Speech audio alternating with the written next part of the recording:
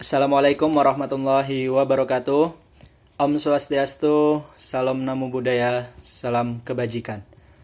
Perkenalkan, nama saya Imam Solahuddin dari kelas 2018A NIM 06. Saya di sini akan menjelaskan sedikit terkait teori dari salah satu filsuf postmodern yang berasal dari Prancis, yaitu Baudrillard, terkait dengan konsumerisme.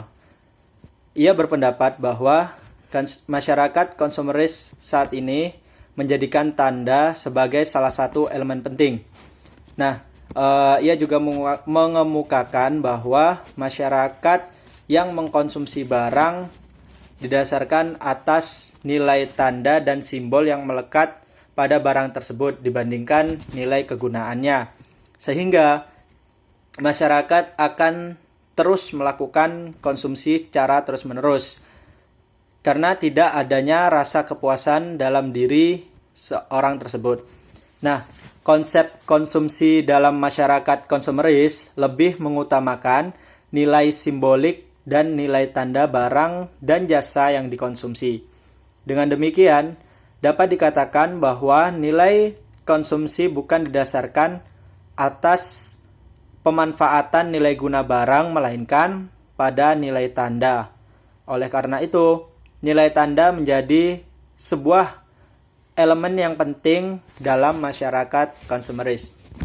Dalam hal ini, masyarakat yang konsumeris atau dapat kita sebut konsumerisme, ia akan memuaskan dirinya atas apa yang diinginkan, seperti ia membeli barang yang secara terus-menerus padahal barang tersebut tidak sangat dibutuhkan. Kemudian adanya gaya hidup. Nah, gaya hidup itu sebagai salah satu faktor yang mendorong masyarakat untuk bersikap konsumeris. Gaya hidup ini sebagai nilai individu atau sebagai gaya hidup sebagai ciri khas seseorang dalam kehidupan sehari-hari. Nah, Baudrillard di sini juga mengemukakan bahwa tindakan konsumsi masyarakat itu bukan lagi atas kebutuhan barang. Nah, seperti yang saya jelaskan tadi, namun juga untuk mendapatkan status sosial dalam masyarakat yang didapatkan dari barang tersebut. Sebagai contoh, masyarakat mengkonsumsi barang yang tidak mengkonsumsi barang yang selain sebagai kebutuhan, namun juga sebagai kemewahan.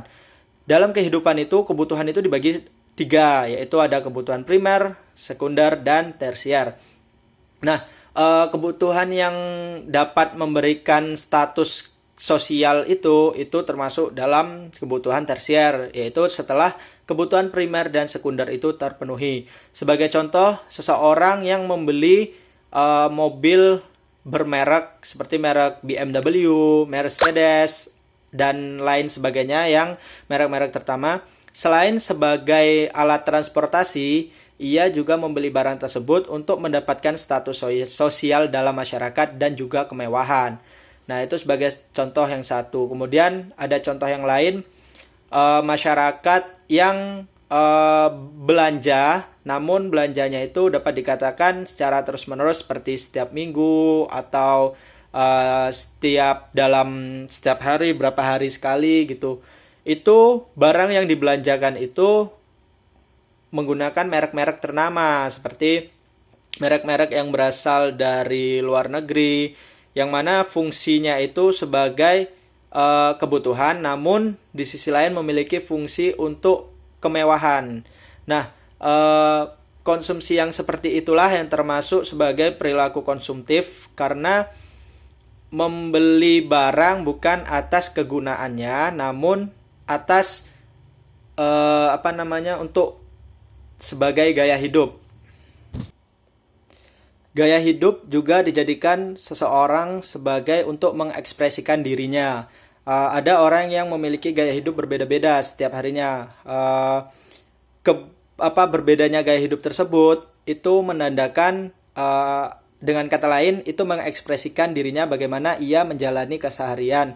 Dan gaya hidup tersebut juga untuk menunjukkan status sosialnya dalam masyarakat. Nah, perilaku konsumtif ini yang dilakukan oleh masyarakat itu jika tidak diiringi dengan adanya literasi keuangan atau manajemen keuangan, maka dapat berdampak buruk bagi orang tersebut. Seperti mungkin pada akhirnya ia akan memiliki kekurangan dalam pendanaan karena ia terlalu banyak menghambur-hamburkan uang untuk kegiatan yang tidak begitu dibutuhkan. Dan mungkin adanya nanti masalah keuangan yang akan terjadi ketika tidak dapat mengatur keuangan tersebut. Mungkin itu saja yang dapat saya sampaikan. Lebih dan kurangnya saya mohon maaf. Wassalamualaikum warahmatullahi wabarakatuh.